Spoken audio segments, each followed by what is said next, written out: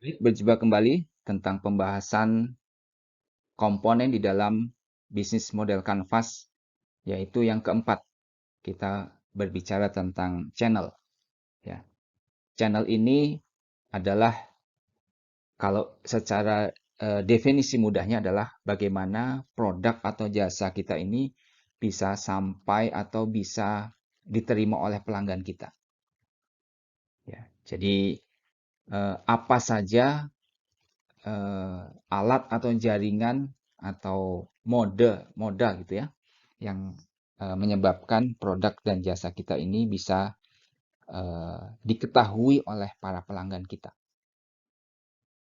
Ya, jadi ada beberapa pertanyaan yang membantu kita untuk dapat mengidentifikasi mana sebenarnya channel yang kita butuhkan.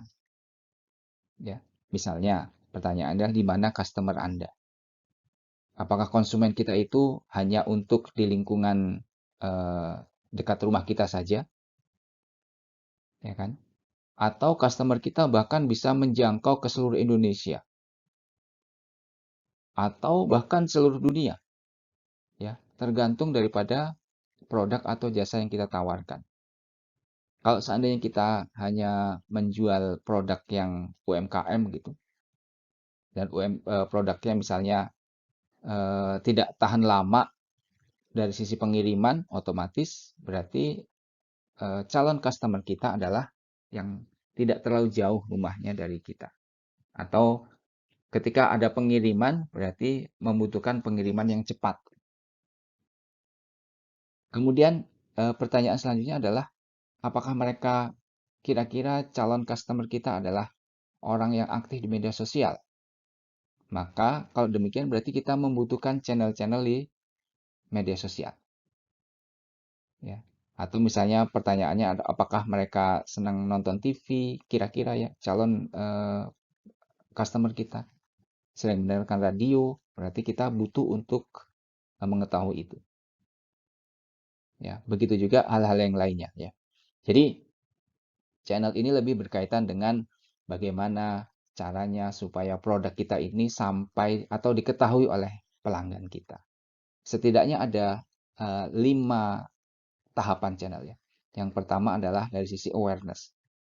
Ketika menjual sesuatu atau menawarkan sesuatu, tentu tidak langsung bisa uh, dijual langsung gitu. Artinya uh, dijual tanpa ada pengenalan di awal. Maka dari itu butuh adanya awareness untuk mengenalkan produk kita. Setelah itu ada evaluasinya. Sejauh mana awareness yang kita lakukan itu dapat diketahui oleh pelanggan kita. Kemudian tahap selanjutnya adalah setelah mereka mengetahui, tertarik, maka tahapnya adalah adanya purchasing atau pemesanan. Gitu ya. Setelah dilakukan pemesanan, maka pengiriman.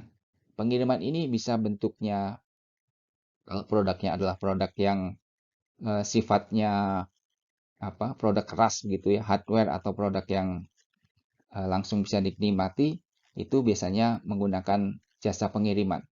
Dan kalau produknya adalah produk-produk digital, biasanya cukup menggunakan email saja, ya, atau menggunakan link begitu yang bisa diakses oleh pelanggan kita. Baru tahap selanjutnya adalah after sales-nya. Kita perlu juga untuk mempunyai after sales-nya ketika ada komplain atau ada pertanyaan dari pelanggan kita. Nah, contoh-contoh channel yang bisa kita lakukan terutama di era digital saat ini diantaranya adalah website. Ya, website ini sangat membantu karena website merupakan setidaknya itu seperti rumah tempat kita, ya, rumah tempat dagangan kita di sisi digital.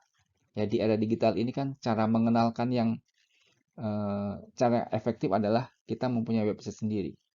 Maka dari itu disarankan teman-teman sekalian mempunyai channel website yang bisa menjadi tempat untuk mengenalkan produk kita. Ya, kemudian yang kedua adalah dari media sosial.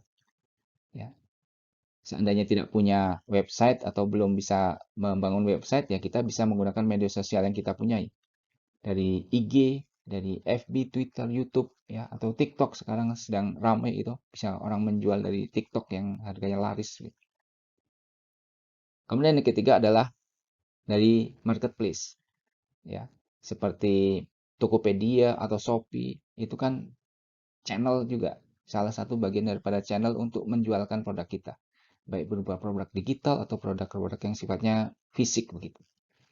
Kemudian bisa juga berupa hotline atau kontak begitu yang bisa langsung dihubungi, ya, atau juga misalnya kalau kita menjual makanan, ini GoFood ini juga salah satu contoh daripada eh, channel juga. Kita bisa menaruh produk makanan kita di GoFood gitu. Atau juga bisa langsung kontak center, ya, person to person melalui WA atau melalui call. Ya, jadi kita bisa memilih channel-channel mana saja yang dapat dikenalkan kepada calon pelanggan, sehingga mereka akan mudah untuk mengetahui produk kita, dan diharapkan dengan mengetahui tadi itu dikenalkan sehingga terjadi transaksi purchasing dan ada pengiriman gitu ya. Jadi demikian penjelasan terkait masalah channel. Semoga menjadi gambaran, kita bisa mengetahui apa channel yang kita butuhkan untuk mengenalkan atau mendeliver produk kita. Kita akan lanjutkan ke pembelajaran selanjutnya. Terima kasih.